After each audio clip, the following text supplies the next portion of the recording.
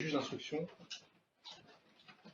du pôle crime contre l'humanité du tribunal judiciaire de Paris ont toutes les chances de prospérer. Les victimes sont constituées, au-delà évidemment des membres du PASTEF, des familles de victimes de meurtres, de torture. Les faits sont établis, sont étayés, et le travail que nous avons effectué, qui a été rendu public, est suffisamment solide pour lancer l'ouverture d'une instruction qui mettra fin à toute forme d'impunité. Cependant, nous l'avons dit et nous le répétons, notre espoir, parce que c'est l'espoir d'Ousmane Sonko, c'est que cette résolution soit sénégalaise, d'abord politiquement et ensuite judiciairement. Ousmane Sonko est un souverainiste et considère que c'est au peuple, et en particulier au peuple africain, de régler leur propre destin. Et si jamais une transition démocratique intervenait au Sénégal, ce serait de façon privilégiée cette solution qui serait adoptée, que ce soit par la création de chambres mixtes et d'un tribunal ad hoc qui permette de juger ces crimes, ou à travers l'utilisation des juridictions naturelles qui sont aujourd'hui en capacité de poursuivre des personnes pour ces faits. Encore une fois, notre seul tort dans la défense de cet homme, et il me semble, d'avoir permis une réduction de la violence au Sénégal.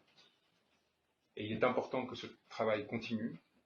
Il est important que l'on comprenne que ma venue au Sénégal, contrairement à ce qui a pu être affirmé, n'était pas une provocation, n'était encore moins une transgression ou la commission d'un quelconque délit, mais était au contraire la réaffirmation de principes fondamentaux de tout régime démocratique et libéral, qui consiste à permettre à un homme d'être défendu par l'avocat qu'il se choisit, et de ne pas voir cet avocat poursuivi du fait de cette défense. Par rapport à votre contrôle judiciaire, est-ce que c'est faisable? Quelles sont les conditions? Est-ce que vous pensez que c'est une décision sérieuse ou simplement un bluff de la part des autorités judiciaires du Sénégal, pour tout le respect qu'on les accorde? Aussi, j'ai lu quelque part que par rapport à votre mandat international, c'est un procureur de la République qui devait le faire, le contraire, c'est le procureur général qui devait le faire au lieu du procureur de la République. Est-ce que ce mandat, est-ce qu'il est exécutable ou pas?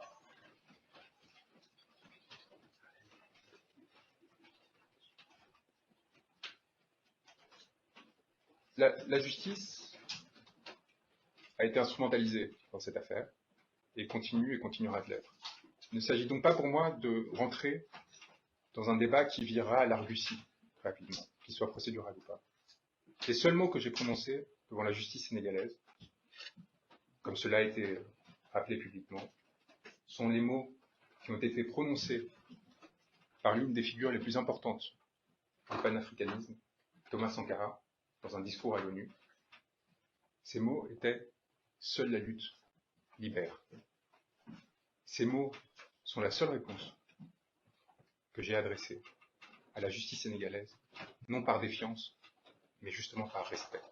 Et c'est ces mots auxquels je me tiendrai aujourd'hui en réponse aux procédures qui ont été enclenchées à mon encontre.